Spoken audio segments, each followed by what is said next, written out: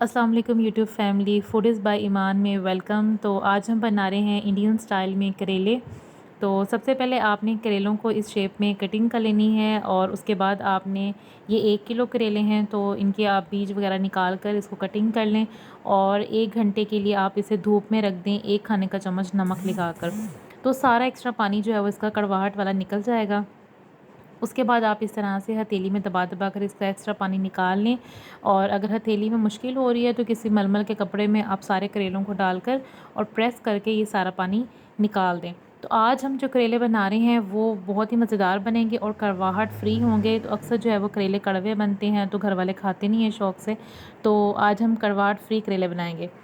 तो करेलों को हल्की आंच पे आपने फ्राई करना है और आंच जो है वो आपने तेज़ नहीं करनी ज़्यादा। तो मैं इसको आपको बाद में चेक कराऊंगी कि कितना कलर हमने करना है। यहाँ पर मैंने 1 किलो करेले के लिए 4 बड़े साइज़ के प्याज लिए हैं और उन्हें जो है वो 1 कप ऑयल डालकर और मैंने उसको फ्राई किया है। साथ में जो है ये आलू लिए हैं मैंने 2 बड़े आलू और उन्हें मैंने 30% कुक कर लिया है, मतलब 30% फ्राई कर लिए हैं ये भी।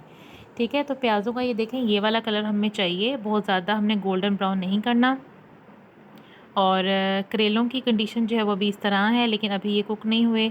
आपने इस तरह ग्रीन शेड है इसका, जब गोल्डन सा कलर आएगा तब हमने उतार लेने हैं। और तब तक हमने जो है वो टमाटर वगैरह कटिंग कर लेते हैं। तो ये टमाटर 2 बड़े साइज़ के टमाटर कटिंग कर ली है और 4 हरी मिर्चों को मैंने काट लिया है और 4 हरी मिर्चें जो है वो साबित है। ठीक है। तो प्याज़ों के जब ये पिंकिश सा कलर आए तो यहाँ पर हम टमाटर ऐड कर देंगे, साथ ही हम हरी मिर्चें ऐड कर देंगे। अब हम कुछ स्पाइसेस ऐड करेंगे। आप अपने टेस्ट के अकॉर्डिंग स्पाइसेस ऐड कर सकते हैं, लेकिन मैं यहाँ पर जो ऐड कर रही हूँ वो है 1 खाने का चम्मच, हल्का सा, पूरा भर कर नहीं, हल्का सा 1 खाने का चम्मच जो है वो हम ऐड कर रहे हैं इसमें सुरख मिर्च का। और साथ ही इसमें ऐड करेंगे हम हल्दी 1 चाय का चम्मच और नमक ऐड करेंगे 1 चाय का चम्मच। नमक हमने करेलों को पहले भी लगाया हुआ था जब हमने उसे धूप में रखा था। और एक और बात मैं आपको बताना भूल गई कि करेलों को जब आपने धूप में रखना है, नमक लगाना है, तो पहले करेलों को आप वॉश करें अच्छी तरह से। उसके बाद उसको जो है वो आप 1 खाने का चम्मच नमक लगाकर फिर आप उनको धूप में रखें। बाद में आपने उन्हें वॉश नहीं करना। ठीक है, तो अब ये सारे स्पाइसेस को ऐड कर लिया है हमने। नमक जो है वो आप बाद में चेक कर लीजिएगा दोबारा। तो अब अच्छी तरह से इसको मिक्स करें और इसको ढक्कन लगा दें ताकि स्टीम से जो है वो हमारा जो है टमाटर वगैरह जो है वो सॉफ्ट हो जाए। हल्की आंच रखनी है आपने, आंच जो है वो तेज़ नहीं करनी। और ढक्कन लगाकर इसको अब मीडियम टू लो फ्लेम पर आप इसे कुक कर लें। 5 मिनट के बाद हम इसे दोबारा चेक करेंगे और यहाँ पर हम ऐड कर देंगे 30% कुक है आलू हमारे। तो अब हम इनको भी इसमें ऐड कर देंगे और अच्छी तरह से मिक्स कर दें ताकि ये फुल कुक हो जाए। ठीक है, तो इनको अच्छी तरह से मिक्स करके दोबारा हम जो है वो ढक्कन लगाकर इसको कवर करके पकने के लिए रख देंगे। यहाँ पर फ्लेम आपने वही रखना है, मीडियम टू लो। ठीक है जी।